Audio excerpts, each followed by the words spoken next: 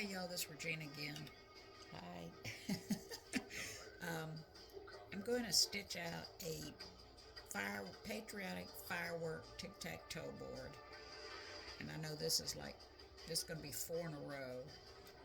But I wanted to get this one stitched out. So it's going to be a fast video. Color stop number 1 is a placement stitch. Alright, color stop number 2 is to tack down your deco bond. Color stop 1 was your placement. Color stop 2 tacks down the deco bond, or your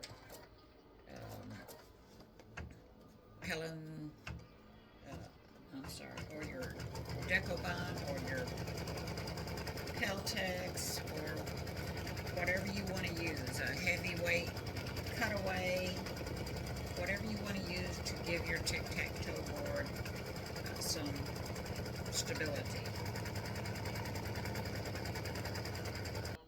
Alright, before you go to color stop number 3, you want to trim back your whatever you put on your hoop to give your project some stability. Alright, I've trimmed away outside the stitch line. I've trimmed the deco bond, and I'm going to lay down my fabric. And color number 3 stitches this down. Color number 4 starts the first part of your fireworks. I have red in the design, and that's what I'm using to stitch it out. Now this stitch is in a triple stitch, so it'll show up good on the board.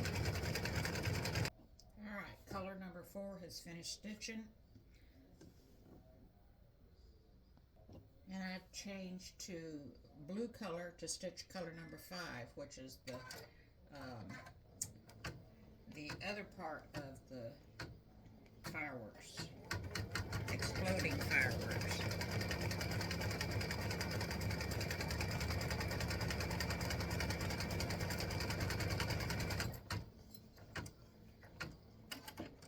I'll be back when it's finished with this step.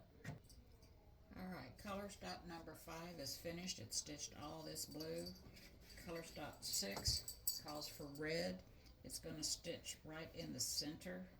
You can stitch it any color you want. Yellow, purple, green.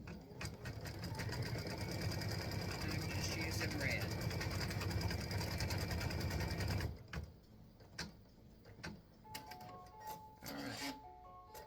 Here's where the fun starts. So color stop number 7 is for the tic-tac-toe grid. Okay, I'm going to use variegated thread. I've used variegated thread in every one of them that I've made and showed y'all. So let me change threads and we'll get going.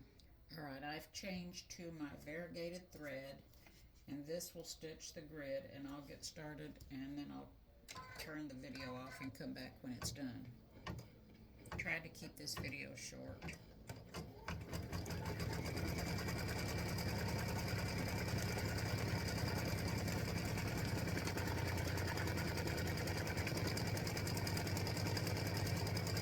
So it goes over, up, over, down, over, up, and then it's done. So I'll be back. Once again, this is color stop number 7, stitching the grid. And I am using a variegated cotton thread, not a polyester. So this was a quilting thread that I had. And so far I haven't had any issues stitching these tic-tac-toe boards with variegated cotton thread. So if you have it, use it. So you can see that it started with the variegated thread, and it looks like can't think what, those little flights that flash different colors and go across. It's striped. Alright, color stop number 5 is going to stitch a satin stitch across here, and I could have come through with a line stitch there, but I just made it. I don't know why I did it, but it stitches over that just fine. I've done, like I said, 4 or 5 of these now. And my thread comes out. Alright, color number 8 stitches a satin stitch across the top of the board.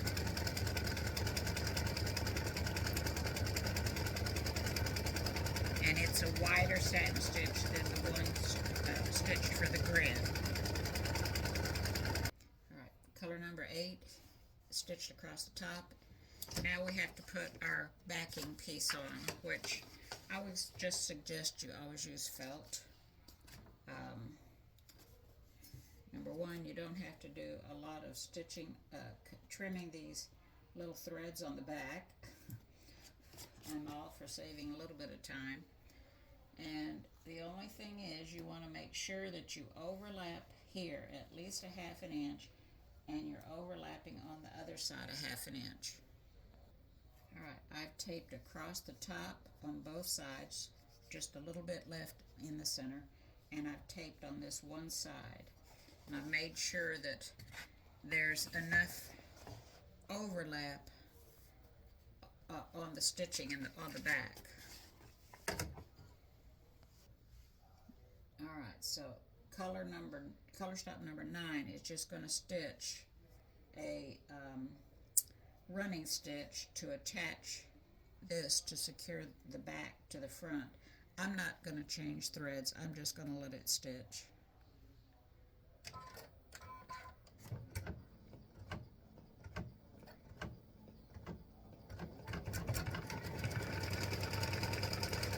This is just securing the back.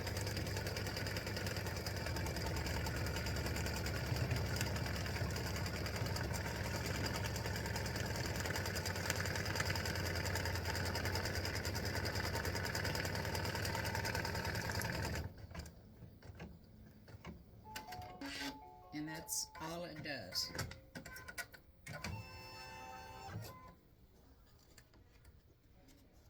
Alright. If you had trimmed your material, and I didn't tell you, if you want to not have any fabric showing on the top when you use fabric, don't worry about it if you're using felt. But if you don't want any fabric showing on the top or the back, before this satin stitch up here at the top stitches, you would want to trim all your fabric back, okay, to the stitch line before this grid stitches. And you would want to, after, let's see, let me back up and look at the, it would be color number 9. After color number 9 stitches, you would want to cut back to the line if you didn't want to leave this cotton fabric. But you're going to use pinking shears or a wavy rotary cutter blade to trim it, and so far I haven't had any issues. Alright, so the color stop number 10 is going to stitch an open zigzag around here just to secure it good before the satin stitch. And it would be stitching your trimmed fabric if you had trimmed fabric on the front and the back.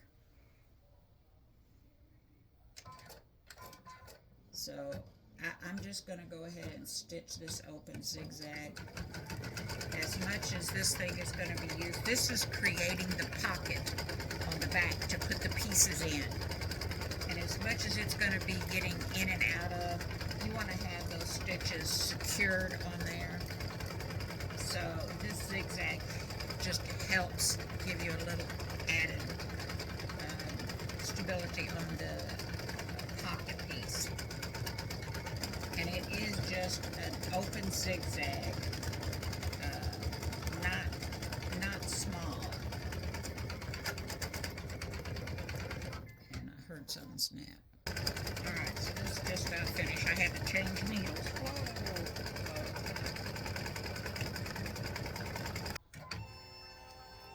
Alright, so the satin stitch is finished. Like I said, I'm just leaving the fabric because I'm going to use pinking shears or rotary cutter, wavy rotary cutter. Color stop 11, the last and final stitch, is a satin stitch all the way around to match this satin stitch up here.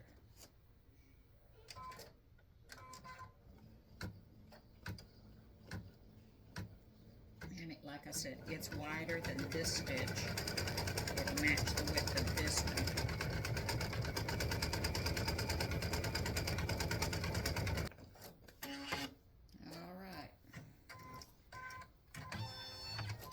It's finished, all but the trimming.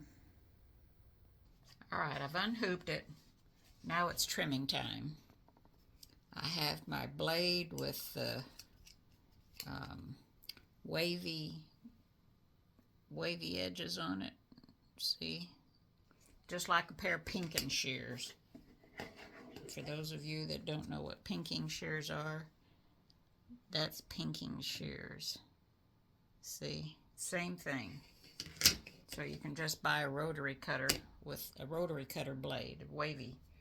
All right, so you want to put your 1/4 inch on the inside of this line right here, of this stitch line, of the satin stitch.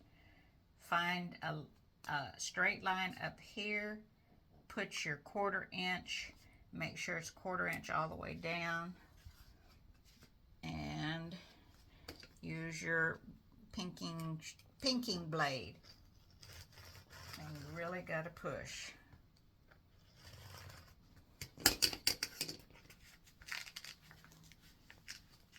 Okay.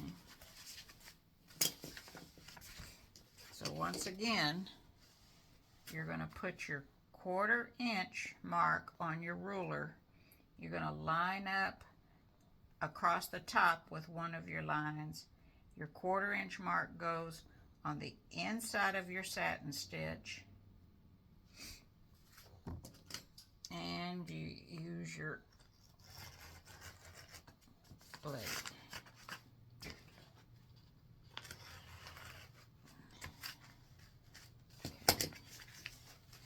Let me tear this away, get out of the way so you can see. Let me cut the other two.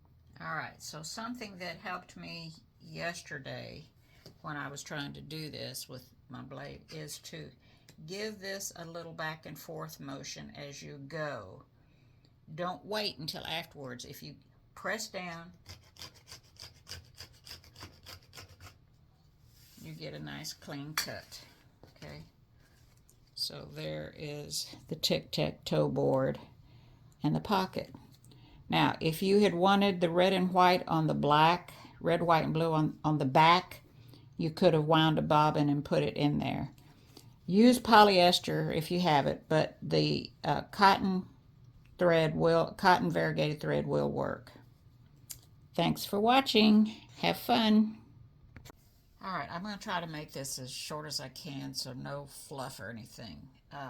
This is stitching the fireworks game pieces for the Patriotic firework tic-tac-toe game. It's already stitched a placement stitch. Now you need to put your deco bond down, or your whatever you're going to use, and you will end up cutting this off, so hang on. So you're either laying down deco bond, Peltex, heavy cutaway stabilizer, something like that. Alright, so I've cut away most of the deco bond. I think this is actually Peltex. So you're using Peltex or deco bond or something of the sort, like I said. If you'll hold what you use straight up and down and take your scissors and go, it'll cut right along that line, and you can cut it off right next to the line. You just don't want this to be in your board piece on the edges. Alright, so I've trimmed back my deco bond and I've laid down my fabric. You can use felt, vinyl, faux leather, whatever. But I'm going to match my other board with the same fabric. So this will tack down this fabric.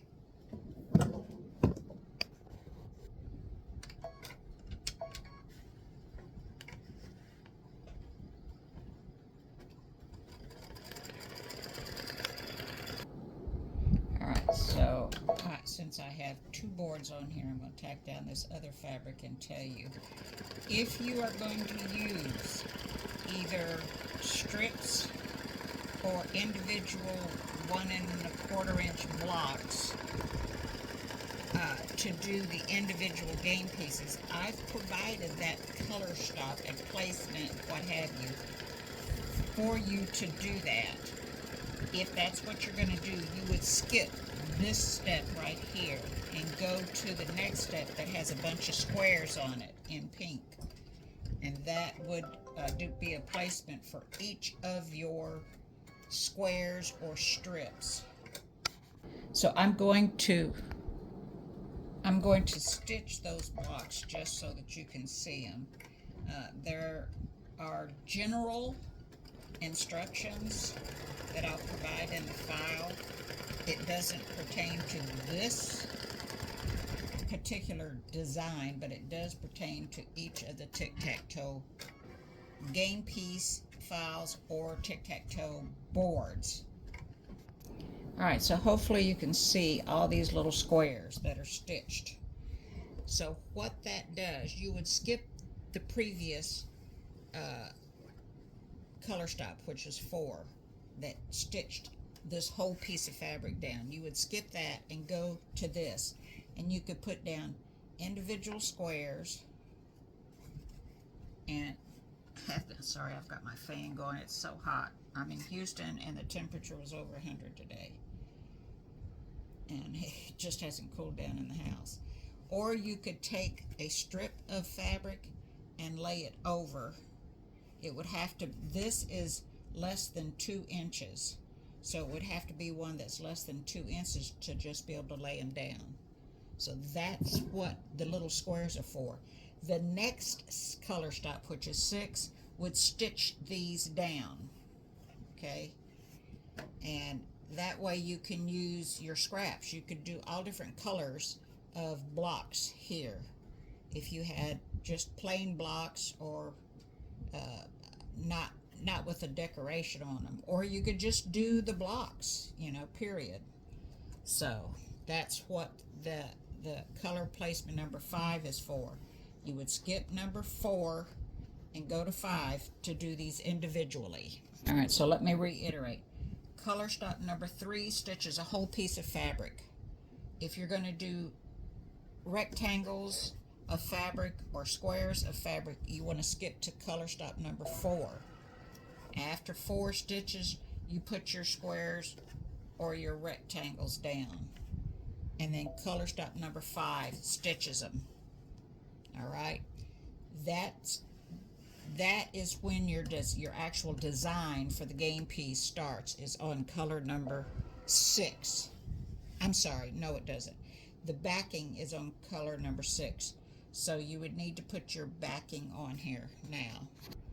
Alright, so I've taped a whole sheet of felt to the back of my hoop because I have 2 sets of game pieces on here. If you only had one, you just need I think it's 6 by 6 or 6 by 7 1/4, yeah, something like that. You'll have to measure it. And so if you apply your felt on this color stop, which is 7, your design is going to show up on the back. Now, if you want it to be the same color as what you stitch on the front, you need to wind a bobbin and change your bobbin in and out. I'm just going to leave white in there, and I'm not going to worry about it, and just have my design show up really good on the front. Alright, so this color stop number 6 will stitch the back felt, piece of felt, whatever. I would put felt on the back no matter what you put on the front. So it's just going to stitch it down. You just want to make sure that your felt sticks a ½ inch or more out from the game pieces at the top and the bottom and on the sides, because we're going to use the rotary cutter or the pinking shears to trim it. Alright, so now it starts the design. The design will be after color stop number 6, but before the grid that comes in. So depending on what the design is, I can't tell you what those color changes are going to be on each set of game pieces or tic-tac-toe board. You'll just have to look at the color stop changes JPEG that I'm including in each of the files. Alright, so the designs have finished stitching, and after you do the designs, there's going to be a step that has 6 boxes in it in blue. That is to cover up your edges of your squares, what have you, and then you won't have any fabric sticking out, because you will go in and trim right up against this line, all these lines all the way around. You would trim your squares down, so all that's left is the material, the felt or the fabric, nothing sticking out from these previously stitched placement lines. So this next step that has all the little blue squares will go down and stitch around there. And if you have any fabric sticking out, you want to make sure you cut it back again. Whoops, I didn't put any thread in it. Alright, so you would stitch the blue squares. Then the next step after the blue squares, and you will have your fabric cut down. The next step is going to have some brown squares, and that is your final stitch. If you've just used a whole piece of fabric like I have, you don't have to stitch the color that has the blue squares all around, because that is only for the people that are doing individual pieces of fabric, where I have a whole piece. So the very last step is the brown squares, and that is for your satin stitching around each piece. So I've put in my variegated thread like I used on the tic-tac-toe board, and I'm going to do my satin stitching in this variegated thread. And this is the final step. So because I've used a whole sheet, we're going to use the pinking shears or the wavy rotary cutter and snip it right here. But if you've used individual, you wouldn't have any fabric here or here, and then you just trim it out really close to the satin. Well, you would just tear your stabilizer and stuff off, because you wouldn't have any of this fabric. So I'm going to let you watch one of them being stitched out. Like I said, I'm using variegated thread, so it's going to have a stripe effect.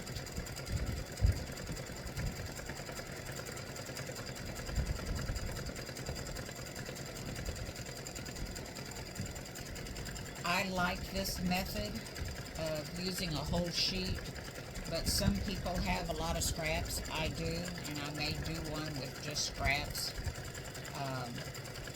And then just to be able to use the pinking shears or the wavy rotary cutter to cut these out works so easy. Alright, my last color finished stitching. And now I need to go take the stabilizer off and trim these up with the pinking shears or rotary cutter. If I had already trimmed and was doing individual pieces, you're just going to have to tear it out of the stabilizer. Alright, I've removed most of my excess stabilizer and fabric, and I just wanted to show you this scrap. This is why I save scraps. So say that I wanted to do the individual pieces or strips, I could lay this piece of fabric down, because see how that is just a little oversized on there? So I could have laid one here, one here, one here, one here. Well, actually, here, we could lay one here, or you could have laid it like this, okay? And once it did the placement stitches of all the little pink squares, and then when you laid this down, it would have stitched all the blue squares, and then it would have come back and done the stitching after the design. So that was what I was talking about on those little pink and blue squares. So that's why I save my pieces, that I could do either felt or fabric or vinyl, yada yada yada. So now we have to trim these out. And there is a little trick to using this wavy blade. It looks like a pinking shear blade. Okay, just like pinking shears. Okay, but it's a lot easier to use. So I put my ruler, because I've aligned these edges in the design, I put my ruler just outside the stitch line. You don't want to be able to see any stitch line here. When you're using this with this many layers, here's the trick. Press down.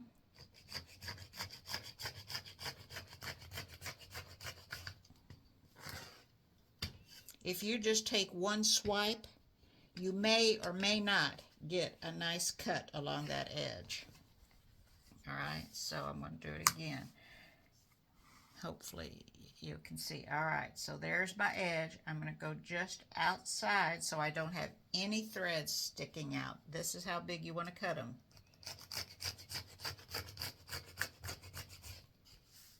Bam. And you just keep going. Now when you're cutting these, get them over here where you can see it, you want to make sure you use a line on your ruler up here to ensure that it's straight. And then you're not getting any threads in that cutting area. All right. So there's the finished product. All the pieces are cut out. I hope you enjoy making these for your little ones, nieces, nephews, grandchildren, great-grandchildren, big grandkids. You never know. They might want to. Get back to basics. Have fun and enjoy. Thank you for watching.